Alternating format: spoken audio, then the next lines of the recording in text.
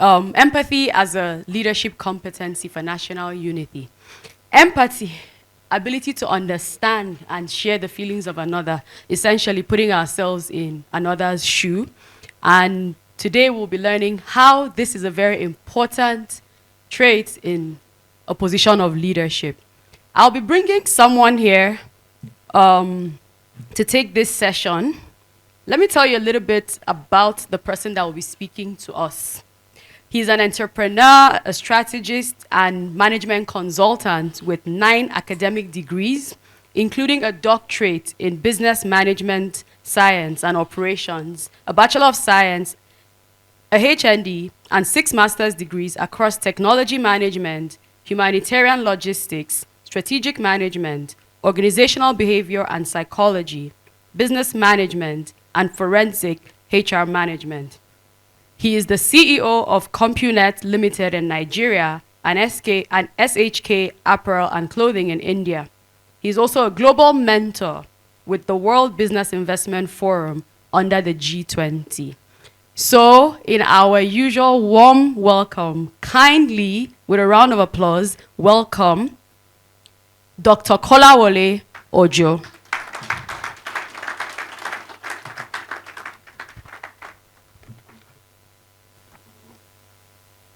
So we'll be listening to him for the next 1 hour, 30 minutes.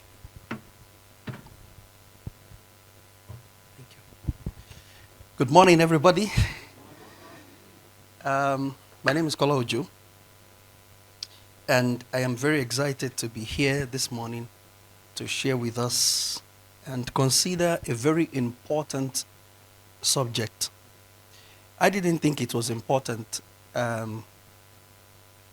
but something led me some years ago to start a course, a degree, a master's degree in psychology. My major in task neural network. And that was one of the most difficult counseling sessions I have ever had in my career. It was a husband and wife who had married for about 11 years. The typical system where the husband lived in, they lived in Abuja, but then he got a better job opportunity in Lagos. So he moved into Lagos. Of course, a marriage that is under 11 years, you can imagine that they have children that are under 10 years old. And somehow, the rate at which they gave birth was so fast. They had 3 children. And so this wife was managing 3 children, and the man was in Lagos trying to make ends meet. Of course, making money, sending money home, and all that. They have a very lovely apartment, very lovely cars, good children, going to fine school, and all that.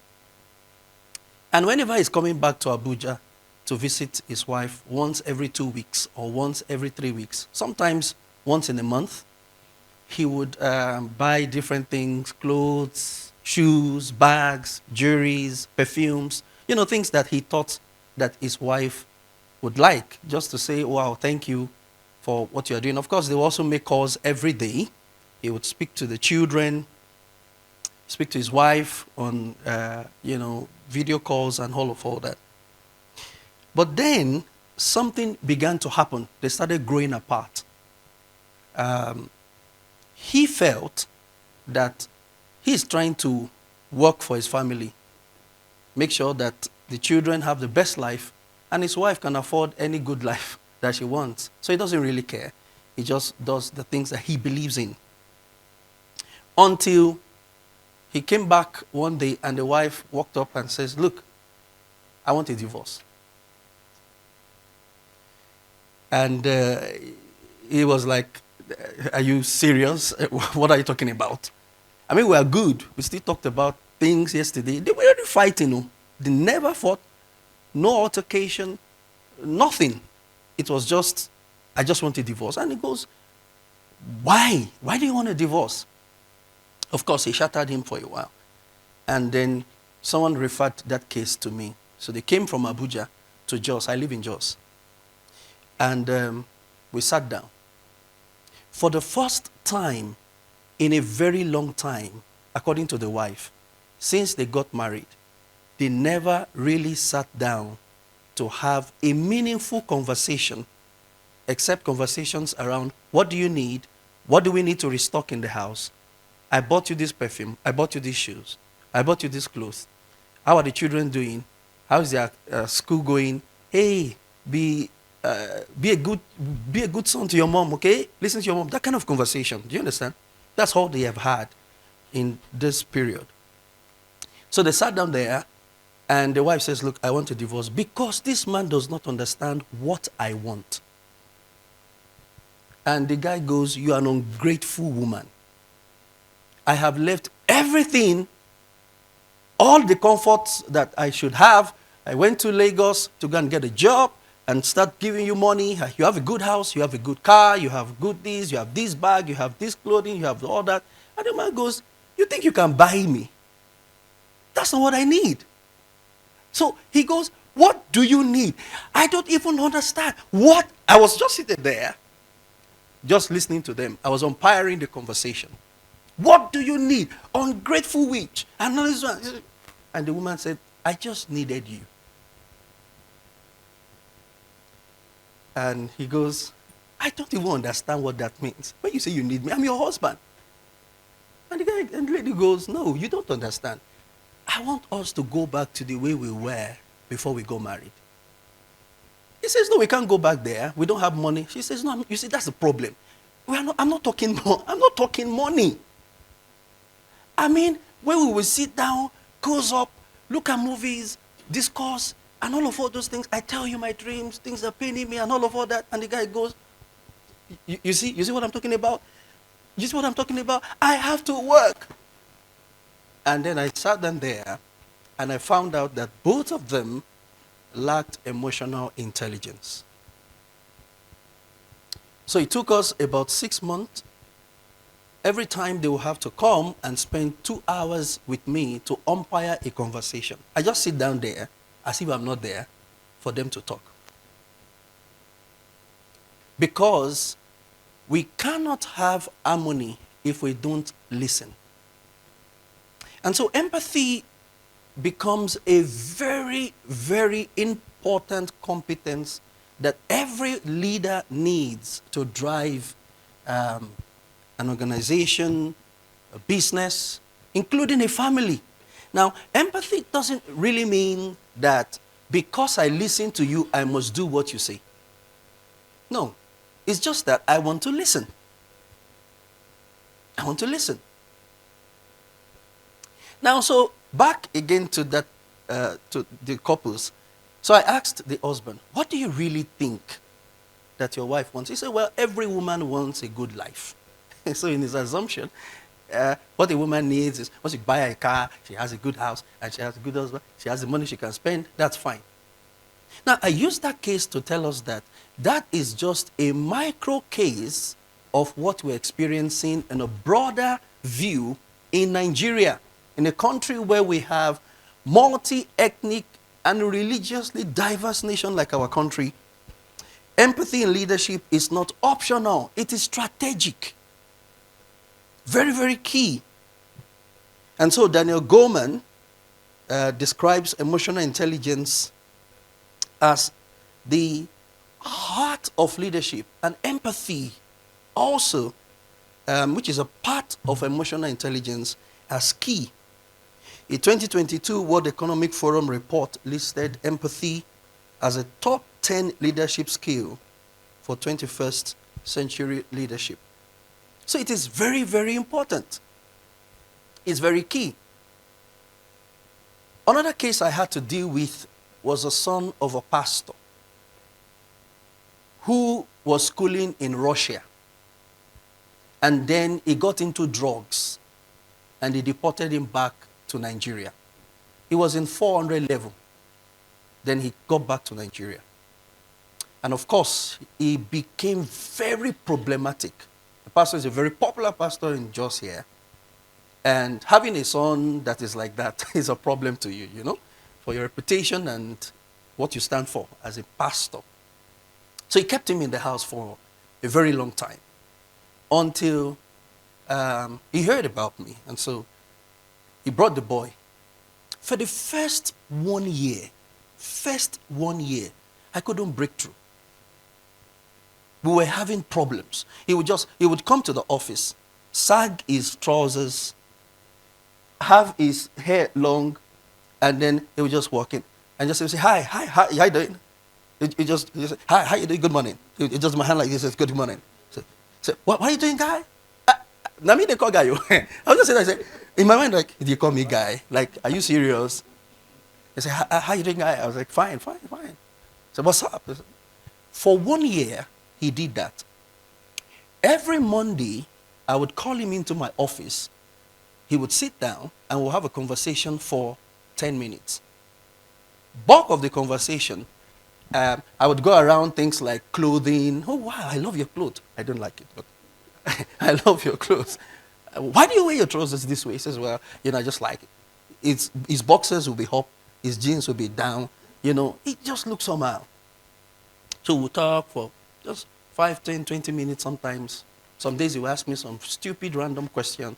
Why do you guys do things like this and all that? I would just answer and smile. After 1 year, he walked into my office unannounced by himself. And he said, I would like to have a conversation with you. So that day, he dressed very well. I didn't tell him anything. He dressed very well. His trousers were not sagging, his clothes were looking a bit nice, not rumpled. And he says, let's have a very good conversation. I said, yeah, I'm open to that. And we talked for 3 hours. And for those 3 hours that we talked, I just said things for maybe about 5 or 10 minutes. But he spoke for over 2 hours plus, crying and telling me why he decided to be that way. The first thing he said, my dad never listens. He says, he never listens. Never. Sometimes we parents assume that we know what our children want. As they grow older, they start having desires, perspectives, views, including your staff. So, why is empathy important in leadership? Or what is empathy in leadership? It is active listening, hearing beyond words to understand the emotions and the needs of constituents across all ethnic groups. We need it in Nigeria, even right now, more than ever. We're in a very, very difficult situation now as a country. I said to someone, if Donald Trump comes to Nigeria to be the president of this country, he will run the country down. It's my belief. Because you see, it's not, Nigeria is diverse, big and rich in culture, people, perspective, religion, different perspectives. And guess what? If we listen, we are not enemies. My grandfather is a Muslim. He died at 102. Until he died, for the first 25 years of my life, I go to what we call Ileya in Yoruba language. That's Salah. Every year till he died. My dad would buy him ram. My dad's sister, from my father's place side, they are all Muslim till date. And when we're having events and programs, they will come. We just sit down and discuss as family. So I don't think we have a problem in Nigeria. I think we just don't have empathy. And our leaders are not strategic in practicing this. So inclusive decision making, it's important.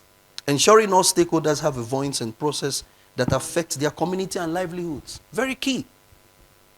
The third one is crisis sensitivity. Responding to emergencies with compassion and understanding for those affected. And the third is policy compassion.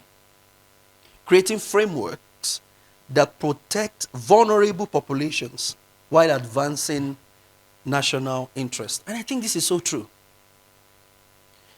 Now, if you ask the average Nigerian, they don't have a problem with the removal of fuel subsidy. True of us, everybody wanted it out. At least I think so. But how, when, and all the things that should follow has been the bane of argument for a long time. Oh, it shouldn't have been removed. It should have been removed this time. It should have been taken out. It should have been taken out at this time. It's still a debate till tomorrow. But you see, in policy compassion is creating that kind of framework, safety net for vulnerable people. And it will happen because we listen. It will happen because there is an inclusive decision making. It will happen because we are crisis sensitive. So empathy is very, very important. In your place of work, I often tell a story here. So my office in India, we have over 1,000 workers because it's a garment factory. In Mangupuri, so in India, you cannot have a factory anywhere. It has to be in industrial layouts. So they have this train station, and you see people pouring down, like literally pouring down, because they just come out of the train stations down to, their offices. And this woman, so I visited the office. I go like every 3 months or 4 months to India, spend about a month and come back. So I was driving into the gate, and this woman was at the gate crying and begging to work for that day. But the security at the gate is like, look, you came late, we cannot allow you to come in. So they parked the car and I went back. Of course, I can't speak Hindi, so I asked someone to follow me. What's the problem? Why is she crying? Why is she rolling on the ground? She said, well, sir, we cannot entertain this kind of excuse. They do all these things. They are just funny people. Don't mind. I said, no, this is genuine. This cry is genuine.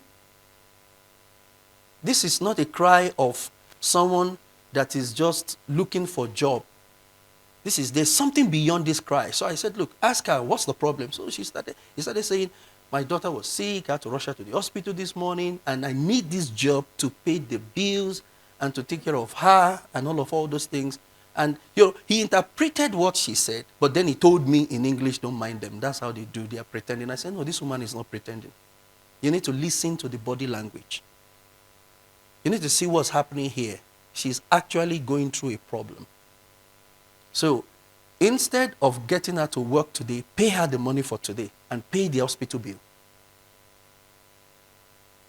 And, afterwards, she came back about a week, and we found out that it was really a death and life situation.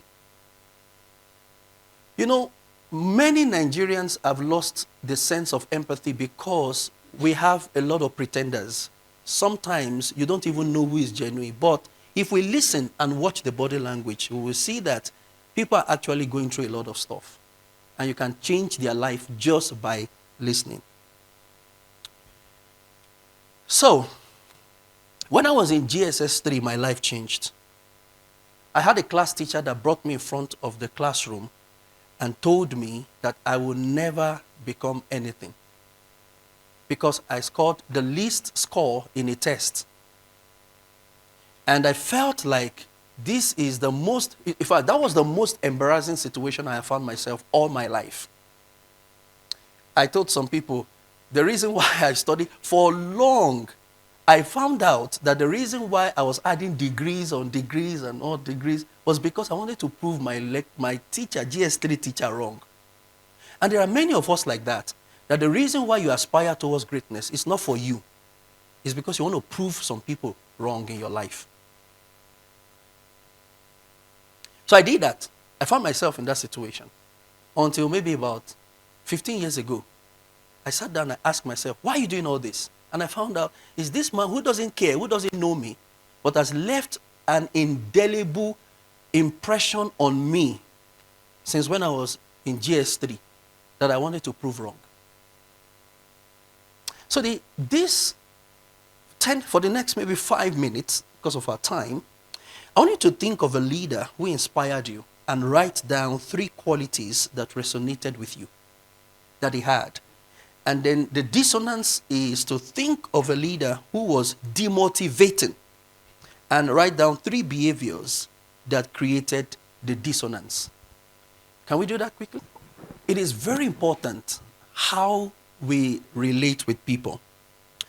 Maya Angelou says, people may forget what you said, but they will never forget how you made them feel. And that's so true. So our actions and our words have a lasting impact. We need to focus on creating positive emotional experiences for our team. It fosters trust and loyalty. Very, very important. We don't forget people who left us with such prints. We don't forget them. Not easily. Just as we also don't forget people who made us feel so small, insignificant, and nothing. We need empathy. We need it now. We need it now. So let's look at empathy in action. What does it look like? It is listening without interrupting and responding to emotional cues in meetings. Very key. Listening without interrupting. I found out only few people can listen without interrupting. It's very difficult, especially, people at your level, because you have a lot of responsibilities. Too many files to deal with every day. So you don't have that time. Nobody should waste your time talking about something. Just go straight to the point. Just give me a summary of the whole thing, So you are working on summary. And many times, the summary doesn't capture the essence of the whole matter.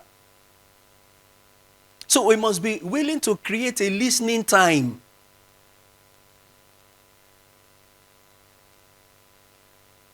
The next is acknowledging others' pain or perspective before debating solution. I feel that the statement that was made by the US president does not have emotional intelligence in it, personally. It's my opinion. But that's what I feel. I acknowledge that there's a problem, there's insecurity in Nigeria, but I think that if we say, or if he has said, look, the insecurity in Nigeria is not good for that country, and we need to attend to it now. Whether the killings of Christians or Muslims, all citizens must be safe in their country. I think it would have been good than to say the killing of Christians. I'm a Christian. And I've lived in Jos for 19 years. So I've lived through the crisis period in Plateau. I'm still here. Why? Because you are setting us up with that statement. You are setting the North against the South. You're already a volatile country. You're setting us against. I have Muslim friends. Amazing, mind-blowing people. Sometimes I even prefer doing business with them. So you can't set us up as a nation. That statement doesn't lack empathy. Although people are like, yay, this is good. Now we have the attention of the international community and say, are you serious? Really? No. You don't understand Nigeria. I've traveled the whole state in Nigeria. I've traveled 49 countries in the world. I've not seen anywhere that people make progress without sitting down to listen. We have to have that kind of conversation, even in family. Once you start having teenagers in your home, one of the skills that you must have as a parent is listening than talking. Listening. So we need it. Visiting affected communities personally after crisis, like the president did in Benue attack sometimes back, and then being accessible and responsive on social media and in town halls. These are very, very important display of empathy in action. Not just sit down. I loved what the president did last month, or so last week or 2 weeks ago. He was supposed to go for the G20 meeting, but he didn't go because of the kidnapping. He says, look, no, I'm not going. That's empathy in action. If he had gone for the meeting, I would have said, no, sir, you should have stayed in Abuja. to coordinate things. Because every life matters. Black or white, Christian or Muslim, young or old. So let's look at words of wisdom from African leaders. This one is from our president, former president Olusegun Obasanjo, when he said, when leaders feel with their people, they lead the nations with the nation's heart. Former President Goodluck Jonathan says, I have come to preach love, not hate. We are all Nigerians, and I will be a president to all. This is empathy in action. Thabo Mbeki in South Africa, former South African president, says the greatest gift that humanity can bestow on itself is the ability to live together peacefully and harmoniously in one world. So true. So true. So why it matters in national unity? Why does empathy matter in national unity? The first is that it builds inter-ethnic trust across Nigerians' diverse population. We need it to build trust. And you listen. You know, I used to ask a question. I often ask a question to people, and many times, 100% of the time, people don't get the answers correctly. Okay, so one of the questions is, what do you think is the most vital character in a relationship, or in a friendship, or in an organization? Most times people will say trust. True of us. So trust, you know. If I can't trust whoever, if I can't trust you, I can't give myself to you. If I can't trust you, I can't give you access. If I can't trust you, I can't. And I say, no, that's not true. Trust is not the most important thing that you need. Why? Because trust is the fruit. Truth is the root. If I judge what you say as false, I will not trust you. So it is not trust that I'm looking for. It is truth that I'm looking for. So until we sit down and talk and discuss, we will not find truth. So it's not trust, it's the truth. Many times in trying to rebuild trust, we do a lot of things only to confront ourselves with the truth. So truth is what is needed to build trust. Why are many young Nigerians agitating and they don't trust our leadership? It's because many times the leadership will say this and they will do that. Do you understand? So you don't trust where there is no truth. The moment you say, I will do this, and you do it. If you say, I will punish, and you punish. If you say, I'm going to hold you accountable, and you hold accountable. If you say, this is what's going to happen, and you do that, people start trusting you. They will have confidence in you. There is a man of his word. She's a woman of her word. If she says this, that's what she's going to do. So it's not trust that we want to find first, it's truth. So why it matters also, it reduces marginalization narratives that fuel separatist sentiments. The third is it increases citizens' cooperation and compliance with government initiatives. And then the fourth, it enhances cohesion and institutional legitimacy nationwide. Now, there's an Harvard Business Review that says teams led by empathetic leaders, they report 3 times higher innovation and 2 times better employee retention. And that's so true. So we do what we call fireside chat in my office. And it's not talking with, coming to announce policies, what we want to do, things we're going to do differently. But rather, it is to sit down and just ask, what's going on in your department? And all the managers are there seated, they just listen. Very, very important. If we do that, I think that if Nigerians start engaging their local government chairman, House of Rep, senators, before they start talking about federal and all that, we would have a better country. Because we don't even know how the country works. An average Nigeria, anything federal government, anything Abuja, all the problems Abuja, and our governors are also very smart. They'll say, look, we've not received all these things from Abuja, you know, it's Abuja. So everybody goes, oh, Abuja, there's a problem. But no, you have a local government chairman. You can go there, protest, and you will get the result of what you are looking for there because it's your local government chairman, or your House of Rep members, or your senators, or even your governors, before we now go to Abuja. But all the time, the issue is always at the center, and there's a reason why, because it seems as though power is focused at that center. So everybody have to go there. But there are powers that have been dispersed across board. So if we sit down again and start practicing empathy, we'll see we'll have national cohesion. Okay, so why does it matter for unity?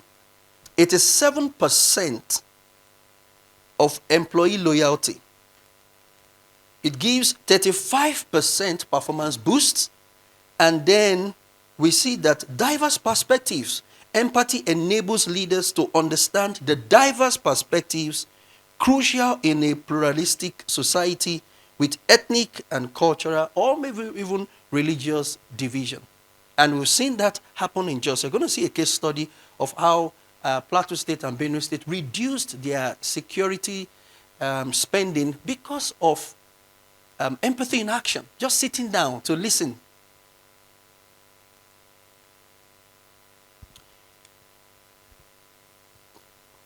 National Empathy Quotient Study in 2025. Look, these are key findings. Key findings from Nigeria Empathy and Security Initiative.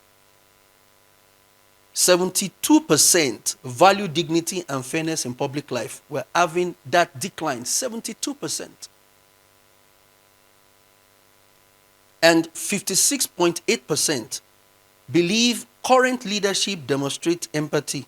And the insight is perceived empathy gap is fueling youth apathy, separatist sentiment, and non-state allegiances. So we're having a lot of problems.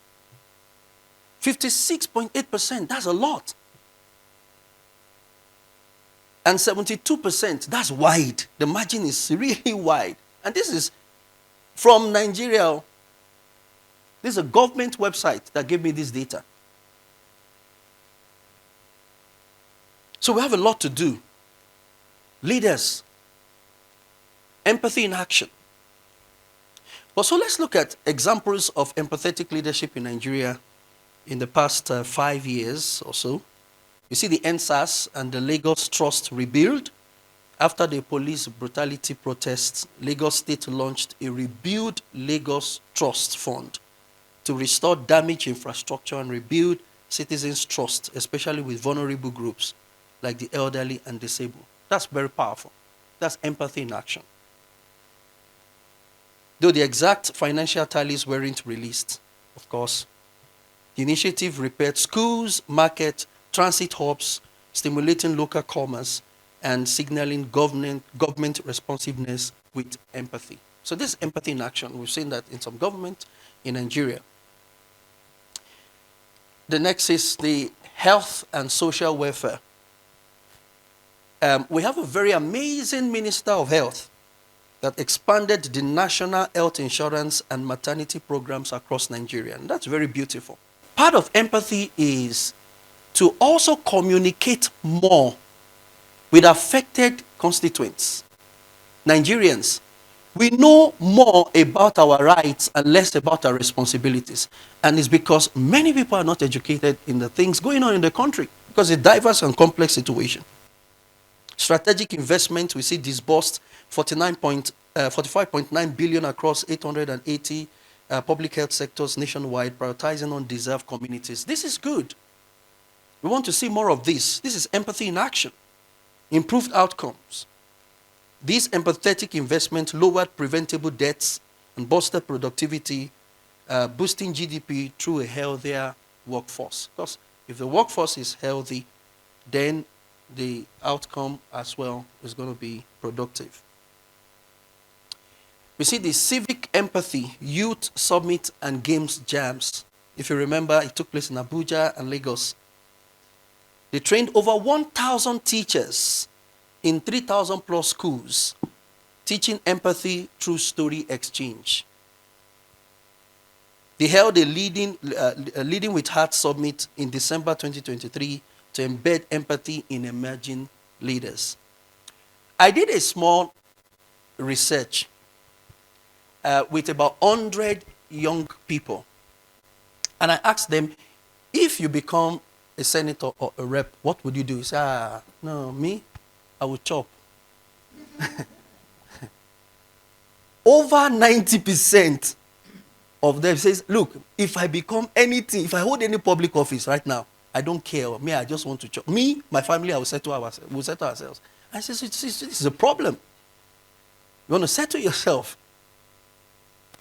So even our young people are becoming an endangered species because they don't even have empathy. Everybody's just like, look, forget to Nigeria, nobody cares about you.